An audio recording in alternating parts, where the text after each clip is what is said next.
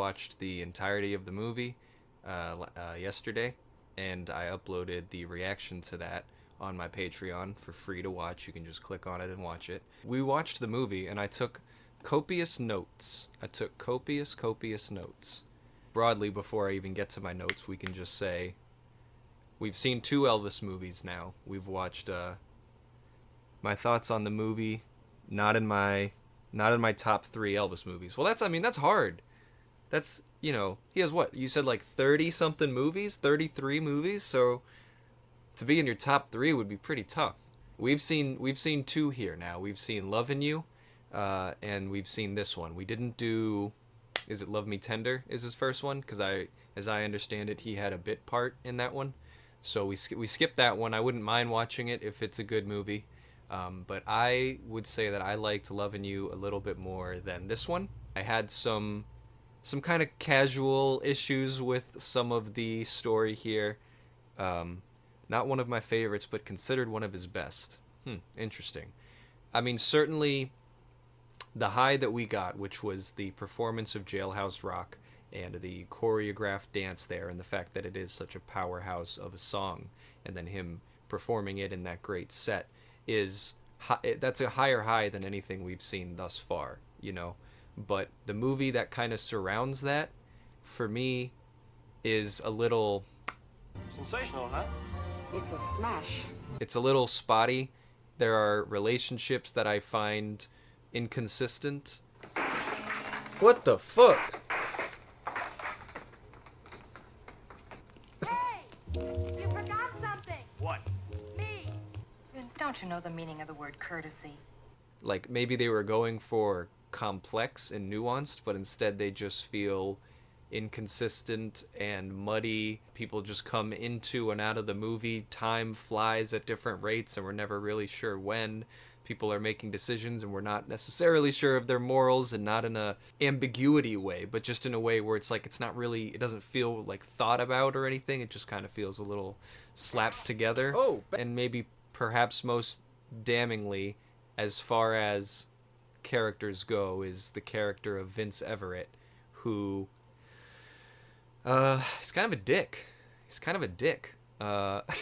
It's funny to watch when he's like mocking people and stuff, and he's like, like that shit is really funny. But it does not make me like him very much as a character. I mean, the movie goes so fast and it covers so much ground without really delving into any one thing. I was surprised by the fact that there was almost no time spent in jail in the movie called Jailhouse Rock, and that whilst in jail, there was no Jailhouse Rock. They were playing all these slow songs in the jails, and then by the time they get out of jail, it's over. Like, they're in jail for 10 minutes, maybe. So I expected more of the movie to be in jail, and that was a big surprise.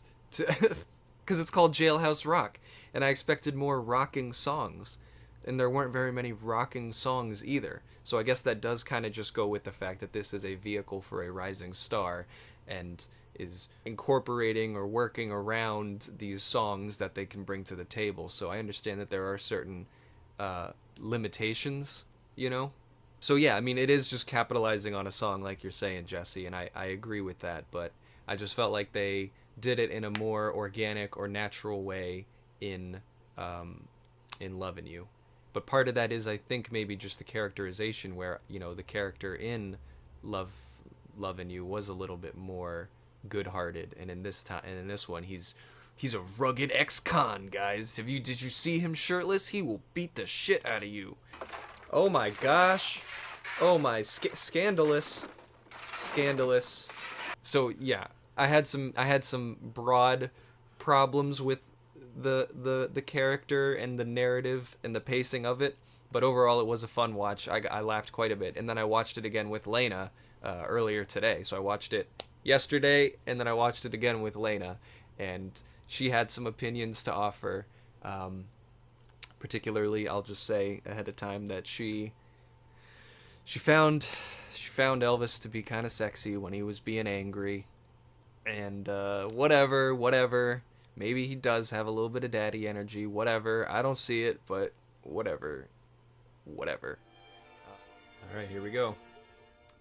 So, we open the movie, and Elvis comes on with like a yeehaw, and he's riding his tractor. What the hell? And his first words are, man, give me that fortune. And then they ask him what he's going to use his paycheck for, and he's like, I'm going to hire a line of chorus girls to come dance on my bed.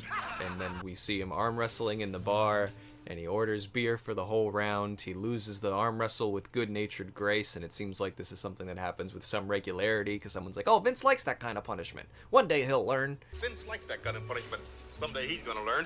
He seems like a basic, early 20s, I think they say teenaged in the description of the movie, so maybe he's like 19 or something like that, old enough to drink beer at the time, but not much older that his frontal lobe has developed whatsoever. So he's basically just concerned with getting paid, drinking beer, and hanging out with the bros at the bar. And we also learn that he's kind of a bit of a good egg based on, he comes to the defense of the woman, and he's like, you woman beaters always scare me. And he gets into a little fight. Get him! And that kind of this fight is kind of the catalyst for the whole film, because apparently this twinky twerpy little 19-year-old can hit, kid. And the next scene, they've already held a trial. You've been found guilty by a jury of your peers of the crime of manslaughter. Manslaughter? What the fuck? To the custody of the... Presumably somebody, I guess it's like somebody had to press criminal charges, right? So I don't know who did that, if it was the family of the guy that died, or like, because he was like a scumbag, like a pimp or something, right? Like, was it one of the women on his employ that pressed charges? I don't know. I don't know who pressed the charges, but they send Elvis off to jail for a sentence of 1 to 10, which I don't know if that's lenient or common or whatever. I've never been to the penitentiary, guys, believe it or not. But so we established that, I guess we're supposed to feel sympathy at this point, because we're supposed to find him to be just this likable guy, just kind of living his life in this tragedy. This thing has befallen him when he was just trying to do the right thing, and no good deed goes unpunished, or something like that. I don't know. That's kind of the basis that I feel like. And so then from there we go into the warden's office, and he's really meek. He's all like, oh, yes, sir, no, he like offers a thank you, sir, when he's leaving, which even seems to kind of catch the warden off guard. So he's clearly, they're going for him being this guy damned by a tragic twist of fate. But I don't know. He goes in his cell, and he immediately sees the guitar and all this shit up on the cell, and he just starts rifling through this guy's belongings. And then when he gets called on it, he acts like a punk about it. Put it up where you got it. Sure. Oh, you're touchy about it. I mean, it's someone else's belongings. I'm touchy about everything. You're on my bunk. And he like sits down. He's like, oh, is it okay if I sit over here? It's okay. Why are you being such a dick? Kind of weird. And we learn that this guy, Hulk Hogan, is conveniently, he's like been in jail for a really long time.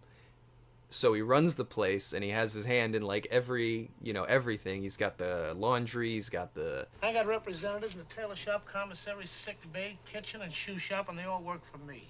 You want a good haircut, I fix it. You want a good pair of shoes, a nice fitting shirt, you ask me. And also, he was a country music star back in the day, so he knows everything there is to know about the music business. I was singing country music before the words were invented.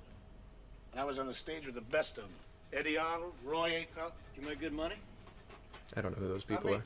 Which is very convenient, and you'd think that this guy, if he has such clout in the prison anyways and comes from some kind of money background, that he would have just bought his own room for himself, but he would have paid off to have a single cell, but whatever, that doesn't happen. Sure is lucky of Elvis to get bunked with the guy who runs the whole joint and does music. He killed someone, of course charges were brought. I guess he killed someone. It just... You're right. He killed someone.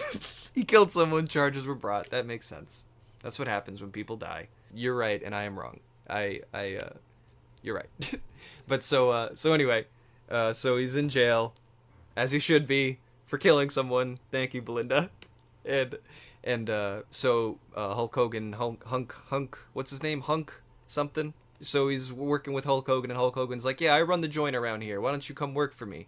And he says, I'll think about it. And he says, all right, well, if you don't come work for me, they're going to put you off in the coal yard, and you're going to have to get sweaty and take your shirt off for money and all this stuff. and it was quite shocking. I did not expect to see shirtless Elvis, and despite the fact that I have exactly the same body type and exactly zero muscle definition, I kind of want to make fun of him, but because like it is so shocking to see that in contrast to the unnecessarily roided out body types that we see in Hollywood today. I'm not even talking about just like the Marvel movies and Chris Hemsworth. I'm talking about like Ben Stiller in Meet the Parents and shit like that, where there's no reason for them to be that buff. It's just they're just doing it for movies and stuff. So really, I'm just happy for the dude. I'm just happy that is an innocent time and he was able to just take his shirt off. I'm sure everyone was going crazy for him because he's all covered in grime and looks delicious and all that stuff. So I'm just happy that he got to let it all hang out and didn't have to put in the work of working out or anything like that. So then we see Hulk Hogan and he's playing the guitar and he does a really nice performance, I thought, of the song One More Day. And I don't know the song, but and they shit on it immediately. I mean, not in the prison cell, but all throughout the movie, they're kind of shitting on Hulk Hogan's music as being like old-timey and boring. And music changes every 6 months. You got to change with it. Times have changed and styles have changed. You might fall flat on your face, boy. Say, what is this? Don't blame me, Mr. Bottom, and it wasn't my idea. He came as part of the Everett deal. Shut up! I want to hear it. Deal or no deal, he's off the show. I understand the subtext of that culturally and what was going on in the 50s and stuff like that, but like fuck that, man. His song was good. I liked his songs. I thought they were pretty good. But yeah, so he plays One More Day and everyone in the pen is like, oh yeah, that was great, play us another one. The pen before you was giving me a big hunk of pleasure. Whoa. And then Elvis is like, all right, let me try it, let me pick up the guitar. I'm something of a guitarist, or I've fiddled with the guitar before. And he kind of stands up and he props it up awkwardly and he starts playing this little song and it's kind of weird and doesn't wow me. He does Young and Beautiful, and he kind of sings Young and Beautiful right to Hulk Hogan, which is kind of nice. But it was it didn't really sell me, that performance, you know. It was kind of whatever. And then Hulk Hogan stands up and he's like, man, you don't know shit about playing the guitar. You don't know shit about what you're doing. And he starts like big broing him. He's like, I'll show you how to play chords. I'll show you how it's all done. You don't know one thing about the guitar. The Borders liked it. Here, let me show you a few chords. Yeah. So he teaches him a little bit about chords, and then like in another scene, he's like, we got this national broadcast going on called Breath of the Nation. And the purpose of the show kind of gets, for me, I glossed over it. I didn't even catch it the first time, but the guy says, and I wrote it down, he says to shirtless Elvis, he says, we're having a prisoner's show. A committee from the state legislature is coming up here to investigate, and the warden wants to throw up a smoke screen, so he said to put on a show. He's all heart, that warden. And then nothing ever comes of this investigation that we see. Like, there are mentions that, you know, the new warden is terrible, and that they're like, oh, we don't get a water break, and That new warden, a jerk. Ever since he come here, this can ain't fit to live in. What are we gonna do about conditions? I've had a belly full. I got less than a deuce to go. I'm gonna sit here and suffer my little heart out. and then the scene that happens next where or a couple of scenes later, there's like a food fight and stuff. But at this point, when I'm watching the movie, we're like 20 minutes in, I'm preparing for this to be a movie in which Elvis is in jail the entire time. And I was like, okay, all right. So there's going to be some kind of like prison reform. This is going to be like a really kind of like a deep thing. But no, this investigation, nothing of that ever happens. Instead, we get Elvis on the Breath of the Nation show. He says, I'll agree. What colors, what do you think is better, red or blue? The color of my new convertible. Jeez. And he doesn't get either. He doesn't get red or blue. Spoilers there. He goes on the show, Breath of the Nation, and he sings, I Want to Be Free, which thematically makes sense. But again, at this point, I'm watching it for the first time, and I'm like, where are the fucking rock songs? We're like 20-something minutes into the movie. We haven't had a single rock song. I get that they got to build up to it, though. I'm just being impatient. But that's a nicer performance. That's so far the better performance that he's done so far. So we're like kind of warming up, and his status is coming up. So after the show, Hulk Hogan is working in the mailroom, and he gets a bunch of letters that are for Elvis, or I should probably say his name. What's the Vince? Vince Everett. I'm going to say Elvis. I'm just going to say Elvis. So he sees all the attention that Elvis is getting, and he decides to withhold his mail. How'd you like to make 5 cartons apiece? 5? Who do you want us to murder? And kind of basically coerces him into like a 50-50 contract, despite the fact that, he's he sees it's like under false pretenses, right? Because he's doing it with more information than Elvis has. Let me worry about the business end. Here. I've made a contract for us. We split everything right down the middle. Hey, how come you're willing to give me 50% of your earnings? One simple reason. I got faith in your possibilities. It's kind of even reminiscent of that the Tex character from the last movie, kind of the older waning star that hitches their wagon onto the young and hot Elvis at the start of his career. Yeah, there's one rock song and it's called Jailhouse Rock, nothing else required. It's like, why didn't they name the damn movie Young and Beautiful instead? You know, because that's the song that they do 3 times, and this isn't a rocking movie with, it's not a jail movie, and it's not a, So, basically after he gets Elvis to sign the contract, he just takes him under his wing, and presumably he teaches him nothing about the business, like the music business, and does not share any of his expertise about the country world or how he got started as a recording artist or record labels. He doesn't tell him any of that because Elvis is fucking clueless in this movie when it comes to anything about that. The only thing that I can assume that Hulk Hogan is teaching Elvis is how to be a fucking dickhead. You might at least ask me what happened this afternoon. What happened this afternoon? I sold your record, that's all. Swell. I could tear into a good steak. And, like, I think we're supposed to see the shift of him turning into a dickhead kind of get solidified in the scene where in the the food fight scene, they start a food fight. Slop. Slop. Slop. Whoa. Gandalf, please. And Elvis doesn't get involved because Hulk Hogan is like, yo, sit down, stay down. Let's just keep our heads down and get out of this. Let's go back to our rooms and just chill out.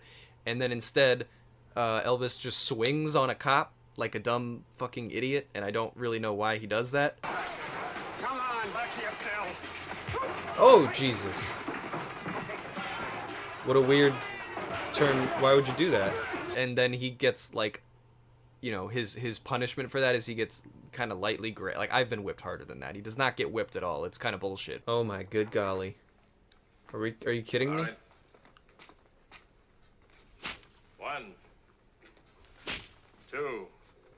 Show it. He goes back to his cell and he's all pissed off and he's angry and he's like, what are you, man, some kind of animal? And Hulk Hogan's like, yeah, you're damn right I'm an animal. I'm an animal in a jungle, and I got a motto. Do unto others as they would do unto you, only do it first. Yeah. That's right. And it's the same out there in the world. And, you know, so that, I feel like that is the scene that is meant to be representative of a turning point where we see Elvis go from the good-natured kid, like that's him losing that last shred of humanity and him just being this like dickhead ex-con now. And don't come back. You've been just like a father to me, Warden. Sir. Get him, Elvis. Or Vince, whatever your name is. Because that's all that happens after that. He just becomes a giant asshole. This is a movie for all the girls to drool over. I mean, there's enough to drool over, you know. He's got the scene where he's all tied up, and we've got the scene, you know, there's the pool scene. You know how to float? All right. No. He's looking a little buffer there, kind of. So, like, sure, I get all that. And like I said, Lena liked the fact that he was being a dickhead. For some reason, she was into it. I was not into it, but she was into it. Well, if it's all right with you, I'll pay for the meal. You will if we eat. Hey, waitress. What an asshole, man. He's not even likable. So he gets out of jail, and he gets up to his room, and he's like, I'm starting a new custom. No tip. A law against trying. He's a hardened ex-con. And the woman comes up, and he kind of gives her some sass, too. He's like, no, I'm going to buy a guitar, and I'm going to sing love songs to you. Just being kind of a tool. It's funny to watch. It's funny to watch when he's being mocking and sassy, like when they go down to the bar. Like sit-ups and bring ice. All of that is funny, and like I said, Lena thinks that he's hot when he's angry, but I did not find that to be necessarily likable in this protagonist character. But anyway, so he's got a room. Hulk Hogan sets him up with a gig. He thinks it's a singing gig, so he spends the last of his money, I guess, that he gets on a room, a guitar, and then some booze down at the bar because he's fucking wasted, and it's hilarious in the movie when he's doing drunk acting. Hey, look. I just saw you writing down some figures in your little book, and I wondered what you were doing. So don't get any fancy ideas about yourself. Oh, I see. He's supposed to be drunk, right? Oh, also the fan mail that he gets, the fan mail that he finally gets it when he gets out of prison. It's fucking gross.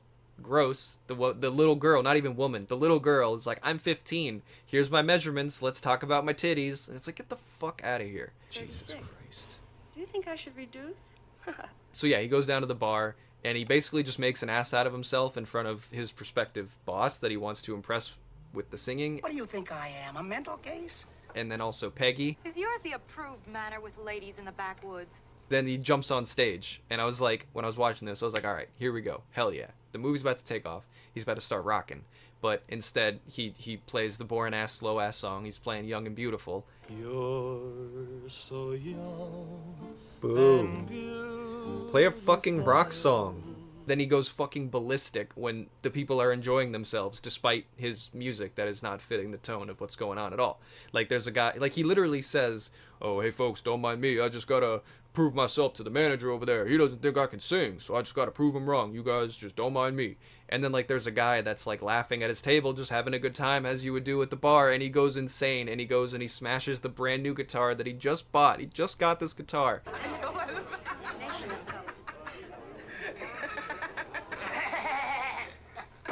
Yo, whoa! What the fuck? And then he, like, runs out the door like a little crybaby bitch. It's so stupid. But it's hilarious. But it's really funny. But it's really stupid of him to do this. And then Peggy, she slips on her sploosh running after him because she's just so enamored with his behavior. She's like, wow, what a violent and fucking dangerous man. I'm in love. I'm in love, basically. That was quite a temper tantrum back there. That creep had it coming. Why?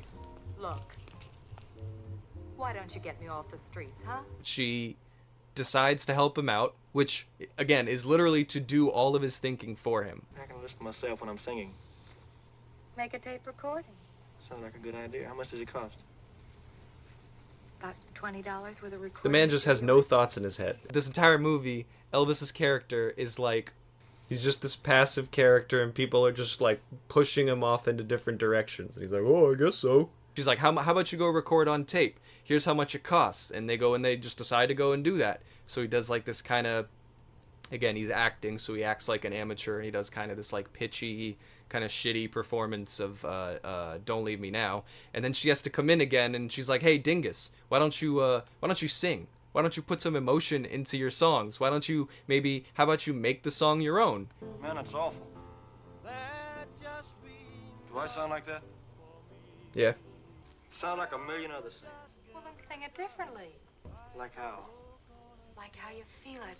With Put your own hips. emotions into the song. Make it fit you. Make it fit you. Again, he has no idea what the fuck he's doing until someone just suggests the most banal thing to him. Oh, I never thought of that. Like, completely obvious, fundamental, basically innate stuff that you should know to do. So then he does a second take where the band kind of picks it up and they put a little fire in the song. Burn me up this time. Let's see if we can get a little fire in. It sounds basically exactly the same, but like the backing band is a little stronger, but his performance isn't that much different. But now it's amazing because it's a movie, and for some reason it's a total hit now. But of course, that's all that Peggy has instructed him to do. That was the next step she gave him, which was, why don't you go record on tape? So now he doesn't know what to do after that. So then he has to go up to her, and he's like, it's good enough for a record, right? Why not? How do we go about it? Think it's good enough for a record? It sure is. Well, then let's go ahead. With a record? Why not? How do you go about it? How do you do it? Isn't that easy, Vince? And she has to like enumerate the steps to this idiot. We might try Geneva Records. And he's just like, okay, cool. I just want the loot. You know the business, and I want to cash in on some of that loot. How about 60-40? And it's like, what the fuck? The teenage movies of the 50s were corny as heck. Just a vehicle for the star to shine for the ladies. Yeah, certainly. And you know, I think about like if this was you go to the drive-in and you have like a double feature of this and Lovin' You or something like that, you know, you are getting your money's worth. You are having some moments to laugh. You have moments where people are talking where you can just sit there and make out and smoke bong in your car or whatever. And then you have like good music that's coming into the stereo. Like you have They're well-rounded. They're 4-quadrant movies that hit all the demographics well. So I completely agree with that. But yeah, so the recording career begins, and then the movie starts getting really wild after that. They start shopping the record around, and they bring it to the guy. He's not really feeling it. They want a more straight performance, and he's, of course, got too much attitude. He's too much of a rebel. He's too much of a James Dean. Everybody's got a distinctive style these days. I'd like to hear someone sing a song straight for a change. Then, for reasons I do not understand, he is an absolute, like... What's the word I'm trying to think of? It's unforgivable how much of a fucking dick he is when they go to the diner. You've kept me waiting 20 minutes. I've been sleeping. You ate yet? Certainly not. And he's sitting there, and she's like just trying to give him good news, and she's like, by the way, I sold my record, or I sold your record. And he's like, oh yeah, big fucking deal. I want a steak. Where's the waitress at? Would it hurt you just to say that you're happy about it? Well, it wouldn't be easy. I feel like they legitimately cut out a scene or something, because even when they're in the recording studio, they were pretty okay together. And then even in the scene where they're pitching the records, and he's talking about the cufflinks. I may sound like that someday. Like, he's engaged in conversation, but then they go to that scene. What an asshole. And then it's even worse when, for some reason, again, after he's been an asshole, he's completely unhinged, she decides, why don't I take this unstable maniac who I'm working with, my business partner, why don't I just take him over to my family's house? That seems like a great idea. We'll have a bottle of wine and a nice meal, and then after dinner we'll drive out and see my father and mother. Oh, that I sounds know you had a horrible. father and mother. He completely treats Peg like dirt. She could get any guy she wanted, but she chases Vince. The scene at the diner happens, and then it gets worse when they go to dinner. At least Deke Rivers was charming. It's real crazy, Pat. And the parents are, there's like an age gap, there's a cultural difference, but to me it seems like they're legitimately trying to get to know this guy, because clearly Peggy has been talking about this guy to her parents. Scotch, bourbon. You got any beer? Coming up. We're very pleased to see you, Mr. Everett. Peggy's told us about you. And he sits down and they start talking about music, and it's different music. It's not the music that he maybe knows or anything like that. Have you heard Lenny Tristano's latest recording? He reached outer space. This is going to be me. Someday they'll make the cycle and get back to pure old Dixieland.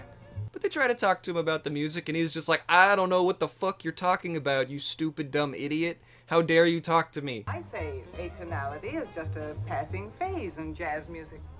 What do you think, Mr. Everett? Lady, I don't know what the hell you talking about. Leaves, storms out. What about the beer?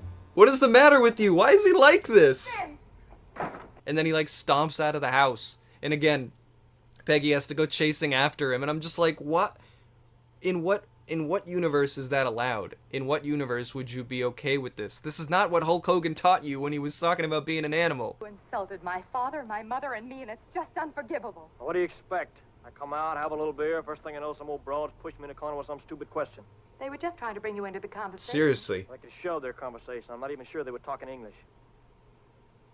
But apparently that's super sexy, so then they smooch. And in that weird way, where a guy would grab the girl and just full force, and then they just smash their faces into each other. It never looks romantic or passionate. It always looks really weird and kind of painful. He's like, you ain't gonna hate me. I ain't gonna let you hate me. And I'm just like, get the fuck out of here, you fucking douchebag. How dare you think such cheap tactics would work with me? Stop it. Stop. It's so ridiculous. You can see it on her face when she walks away. Yeah, I don't care. I don't care that she likes it. She shouldn't. There are red flags all over the place. They're waving these. They're waving nothing but these. So then something happens with the recording of Don't Leave Me Now. It's kind of dumb, and I don't really fully understand it. And it's not even, I don't even know if it's worth getting into, but some label shenanigans happen again. And so Elvis handles it in the most composed and mature way possible. Don't honey me, you rat. Oh, backhanded him. And calls him a snake-ass, trick-ass, little bitch-ass boy. I thought it was kind of hard, but then also that's the type of stuff that gets you blackballed from the industry, generally speaking. So his plan to get around that, once he realizes the repercussions of his actions, he says he's going to start his own record company, so that way he doesn't have to worry about that shit. Wrong company. certainly. What's the mystery? And he's gonna bring Peggy along for that. He literally, like, he talks to Peggy. She literally goes from You just don't go out and start your own record company just like that. to, okay, I'll quit my job tomorrow. That literally happens in the span of one conversation. Are you with me? Why? Why would you be? Yeah. Yeah, I guess I am. He's a fucking reckless Quit my maniac. job tomorrow. And then they go and they record Treat Me Nice, and the recording of that is actually kind of funny. There's one dance move that I like where Elvis kind of like Cold as ice. Treat me nice. like this little, he kind of like grabs his uterus. Like, I don't know what else to describe it as. It's just this very weird and awkward thing that he does, but also very sexy, and I'm sure Peggy was, you know, dripping in the studio there. And so they cut the record, but they're having trouble selling it, so then Peggy has to go split a herring with some dude named Teddy. Well, we'll try it. See how the cookie crumbles. Thanks. Peg, how long are you going to be in town? Mm-hmm. Well, about a day or two. Mm-hmm. Well, suppose we get together and split a herring. Mm-hmm. I'd like that. Let's Good. split a herring. I guess that's what they call it back then. And so, again, charming Elvis, like 5 minutes before their date, literally like 5 minutes before their date, he shows up at her house. Vince, come on in. And he like comes into her room and he starts feeling her up and being all like, you look sexy tonight. I was like, ugh, like I was literally recoiling when I saw that happen. Don't. You look sexy tonight.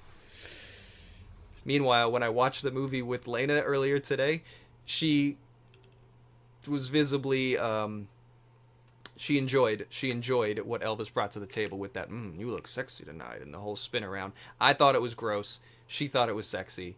So evidently I am wrong, and I will concede to that apparently Elvis has some kind of latent daddy energy that I don't see. All I see is that afterwards he makes an ass of himself to Teddy, and then he puts his feet up on the couch like an asshole.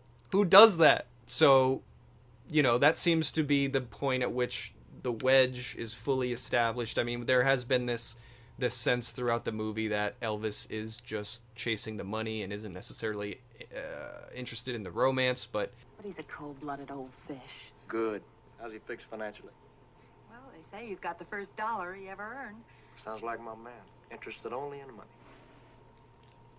Is that all you're interested in, Vince? What else?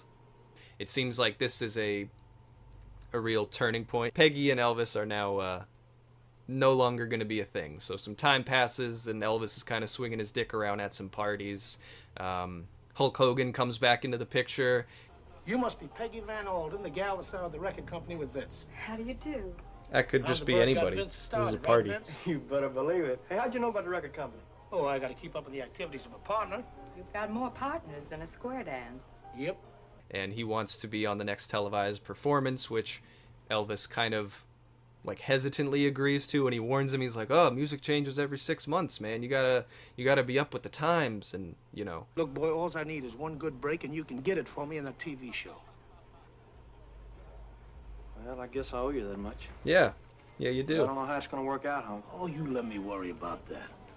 And we do get the show-stopping performance, and like I said, Elvis doing his performance of Jailhouse Rock with that choreographed dance is really incredible. And actually watching the DVD bonus feature that was on the Blu-ray was really cool too. They talked about choreographing it and how at first Alex played the song Jailhouse Rock, and he showed Elvis what he wanted Elvis to do. Elvis got up and he said, "Alex, I'm sorry. I'm not Fred Astaire. I'm not Gene Kelly." And so the choreographer was smart enough to say, okay, let's see what is you. He gave Elvis a microphone. He said, "Elvis, sing along with the record here in this little room, and here nobody will see us, and just show me what movements you have on stage." So he watched Elvis dance to a few of his records, and then he said, okay, I've got it. So the next day, we go back to the rehearsal hall. Alex Romero got up and did that dance that you saw Elvis perform in Jailhouse Rock, and Elvis said, "Hey, that's me, I can do that." and then the rest was history. So, and I do think that like Elvis looks like he's legitimately looks like he's having a blast when they are filming that. He's all smiles, and it doesn't just seem like performative smiles, you know. It seems like he really appreciates what he's got going on in that moment. And just the set design, it's so simple. Wow, look at that. and like the, you know, those little instruments, the little like almost cardboard cutouts with those like thick black lines around them and stuff, like it's all very clean and neat. He's not even trying over there. Oh right, because they're fake. And yeah, so I heard Jailhouse Rock for the first time because of we listened to the Golden Records thing. But if I, you know, maybe if I hadn't, I guess I would have heard Jailhouse Rock no matter what, right? I'm sure it was on the airwaves and it was basically impossible to not hear it. But I was hypothesizing in my head, if I had never heard Jailhouse Rock, the song, and then my first time was hearing it in this movie, how absolutely blown away I would be. You know, that would have been the craziest thing ever. If I had not been an Elvis fan and the first 45 minutes of the movie hadn't yet made me one. Stop it. Stop. That song being performed in that way on the big screen would have just it would have blown my mind for sure. Oh, look at that guy on the pole. So all of that is iconic and rightfully so.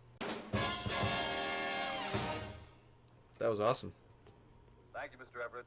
But then we cut to moving on. We cut to Hulk Hogan and he's ready to perform his song, and they're all just calling him like a hillbilly and a redneck and a bunch of bullshit. All right, we'll go right into the hillbilly number. What's his name? Houseman? Hulk Hogan. And again, he does One More Day, and I actually preferred his jail cell singing of it over what they do in the studio there. I fuck with this. Don't even. They're gonna make fun of it. But like 2 seconds in, he gets like 2 bars in, and then they just cut his song. They're like, yeah, we don't have time for this. This guy sucks. He's terrible. Who invited this guy? And they cut his song, which was lame, and I will not stand for this Hulk Hogan slander, okay? We need to go out on Twitter and say, we heart Hulk Hogan. So Hulk Hogan kind of realizes that maybe he is in fact washed up after this, and that he's not gonna be quite the country star that he was before he went to jail, you know? I warn you, but you wouldn't listen.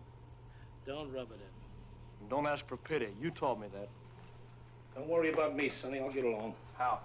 They renegotiate his contract, the contract that was in no way legally binding that they did in jail, and admittedly Elvis is very fair, and in the way that he acts it, he gives a very convincing line delivery where he says something like, Let's level, huh? Okay, you did me a favor. You started me out in music and then you tried to rob me. But I ain't forgetting about the whipping that you tried to buy me out of. I actually did find that to be a very good line delivery for him. So he says, I'll honor the contract that we had made, but also not really, because I'm going to completely alter it to having it not resemble that contract at all. I'm going to honor it, Honk. But not for no 50%. So then you're not going to honor How much? 10. Okay, so not at all. You I wonder fucker. if Shorty checked those airline reservations. Will you find out for me? Not even saying I disagree with that choice, but 10. to then say I'm going to honor it would be disingenuous. And you can basically just go around and walk my dogs and shit. So it's off to Hollywood after that. We signed a non-exclusive contract with Climax Studios. Is that like Skinamax? Elvis gets introduced to, some like MGM girl. I don't know. She's basically just like a trophy woman. She's just there to stand and look vapid behind the eyes and cooperate, as they say, in a very skeezy, sleazy, gross way. But obviously that is legitimately what was going on back then. I'm not doing a thing for the next couple of days and nights. And Sherry, remember that old cooperation, dear? Of course. Oh, Jesus. That's A job's so a job. gross. Ugh. Well, you'll find that grow on you. Like a fungus. She seems like she fucking hates her life and just wants to die and loathes she's just hates everything, doesn't want anything to do with it. What props do we have around the studio? What sets can we put Elvis on? And, I don't know, I guess Elvis just works his charm on her somehow, and she just goes from... I asked for nothing, I expected nothing, and I got nothing. To, I'm getting all unglued. They get pretty friendly and, who's to say? I mean, by the pool, he says he wants to celebrate, so I have to assume that she probably, took his virginity or something like that. So he's thrilled, and he wants to throw a little singing and dancing party, and he performs there. And it's fine, it's cute. He does his little hip shaking and his little stepping, it's not bad. Gee, Vin, Prince. When you sing, it's really Gonzville. All for you, honey. Oh my god, she's so terrible. But then Peggy shows up and tells him to get off his ass and stop fucking movie stars and get back to actually making music. The real reason I came was about the record company. Isn't it about time you cut a few sides? Records. Is that why you came by? Yeah. And he's like confused. He's like, records? Why would we do that? I already made one record and it made money, so why are we doing anything else? And similarly, Hulk Hogan kind of commiserates and agrees that Elvis is becoming a dick and, you know, you're making me walk the dogs and do all this bullshit. Okay, I'll walk your dogs. And then he punches him so hard in the throat that they have to put him on a tiny stretcher and cut out his Adam's apple. But then he's fine a week later, and none of that really matters, and everyone's friends and happy at the end of the movie. So I don't really know what I learned from that final act or anything in general. It's just so, again, it's just so abrupt. It's just all of a sudden, you know, they have the scene where he's talking to Peggy and he's saying, I'm going to sell my record company. Got an offer for the label, Peg. It's just too good to turn down. An offer? What kind of an offer? And basically buy into a contract that, although they say no artist has ever had a deal like this. It seems kind of shitty to me. It's $225,000 in cold cash for you after taxes. Beyond that, even if it was technically a business savvy move, which maybe it is and I'm just wrong, they explain it as being something that is at the expense of or against the wishes of Peggy. But Vince, I don't want to sell out. And he, you know, seemingly is going to be okay with doing that because he's just become this cold, calculated person who's so obsessed with the fame or the movie stars or whatever. That's the way the mob flops. And then he says he's going to do it anyway, and then because of that, Hulk Hogan says, I'm going to beat hell out of you. And then he starts punching the shit out of him. And I actually will admit that I thought he was going to die, and I thought that would have been, like, that was going to recontextualize my entire feelings for the movie, because I was going to be like, oh, so we're kind of doing a cautionary tale, as a lot of these types of movies tend to be anyway, with the rags to riches to rags type story arcs, you know. I kind of thought that's what we were going to do, because the whole movie I was like, we're just glorifying him being a fucking asshole, and that's terrible. But then if he died at the end of it because he flew too close to the sun and got burned, that would have made a little bit more sense to me. But then they didn't kill him off, and he's perfectly fine at the end of the movie, and he's with Peggy, and he's with Hulk Hogan, and everybody is happy after that. And I assume, I actually don't remember, maybe they did say that they weren't going to sell the record company after that, but I don't recall if that ever did get verbally resolved. But the ways in which he doesn't really get any kind of comeuppance, or there's no moral to it, I found unsatisfying a little bit. Okay, hold on, let me see a couple of these. Hunk's contract is like the Colonel's contract, 50-50. Is that okay? So I assume, yeah, because all these movies, they kind of parallel the real life antics of what's going on in his life and stuff. Like Belinda had said, he's got a 31 movie cinematic universe that just loosely based on his life, which is crazy. All right, so I'm seeing someone saying that they didn't want Elvis to die on the screen again. It was not received well in Love Me Tender. Right. So somebody had told me that Elvis, you know, he died in one of his early movies, and then that his mother cried and he said he would never do it again or something like that. And I wasn't really sure which one it was. So when the scene happens where Hulk Hogan runs off and he's like, you know, can somebody get an ambulance? And it does the fade shot to an ambulance going. I was like, oh my God, he's actually going to die. They're going to do, it's this movie. This is the movie that he dies in. And so then again, it all kind of clicked for me. And I was like, this makes sense. This is a bummer, you know, but a thematically sound ending to the movie. But then it wasn't, and they kind of rug pulled there. So when you think about Lovin' You, I feel like the archetypes were a little bit more broad. You had Elvis as just good-natured kid, plays guitar, heart of gold, gets corrupted by Glenda, right? Was that her name? Glenda, the manager, and maybe there was some other, I know there was also Tex and stuff like that, but there was kind of that very simple story of the kid gets not even corrupted, but taken advantage of in Lovin' You. And in this one, we have the good-natured kid gets corrupted but then they don't demonstrate that there's any bad, there's no consequences for that, you know? You did remind me that the kiss on set scene was pretty good. I liked that one where you know, it's the, okay, now your direction is you're going to come in here and she has a headache and you're going to, you know, kiss her. That was good. That was a good scene. I liked how it was done. I actually thought that the director in the scene was a fucking idiot because he was like, you know, he's like, stop, Elvis. Stop. It's like, dude, you're getting gold. You're getting gold right now on the footage. I don't know if she was supposed to say I'm coming all undone or whatever, but if she wasn't, boom, that's gold for your movie. So shut up and let the cameras roll, you know? But yeah, that was a good sequence there. But yeah, so like in this movie, like I said, in the last one, it felt like they had the more broad archetypes, and this one was going for, I don't even know if going for is the right word, but had more new. I don't want to say nuanced because that's a compliment, but it wasn't nuanced. The characters just weren't so broadly drawn. But then the ways in which they interacted and weaved and came into and out of each other's lives was just done in my opinion, a kind of a clumsy way. Henderson Gal says, Elvis never wanted to watch this movie because of the death of Judy Tyler 3 days after filming. Yeah, that is, I didn't know that. Belinda mentioned that on the Patreon video of watching the full movie. But that is really, that sucks. That sucks, man. That's really tragic. And that does put like a sad cloud over the whole movie, you know.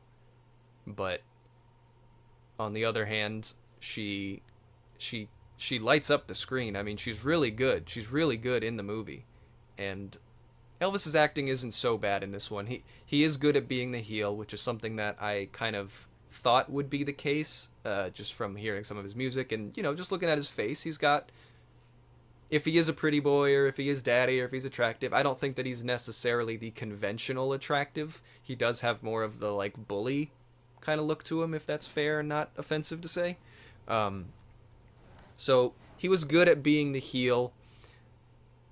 And, you know, in general, I don't have anything to say about his acting in a negative way. It wasn't necessarily too wooden or anything, but he's definitely not a trained actor like, you know, maybe some of these other people on set were. And yeah, that final scene where he's saying to Peggy that he's gonna sell the record company, and she's like, you can do whatever you want with the record company, I don't care, you know, that was really good. That was, she gives a really good performance there. And then in the hospital bed too, let me mention that the hospital bed afterwards, when he kind of looks goofy every time it cuts to him. He's just sitting there and he's got the thing up here, you know, he's kind of goofy looking. But I was a little moved, a little stirred by when Hulk Hogan comes up and he's like, kid, I'm so sorry for what I did. I don't know if you'll ever forgive me, but I'll never forget this. And if I could take it back, I'd cut off both my arms up to my elbows. You better believe it, kid. You know,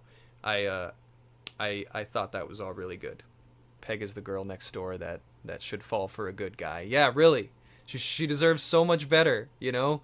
That first scene when we see her in the bar, she seems like this like smart, capable woman. She's like, oh yeah, I run the numbers for this thing. I'm Lois Lane over here at the Daily Planet. Blah blah blah blah blah. I'm Gracie Law, you know. And then she just starts simping for this freaking tool bag.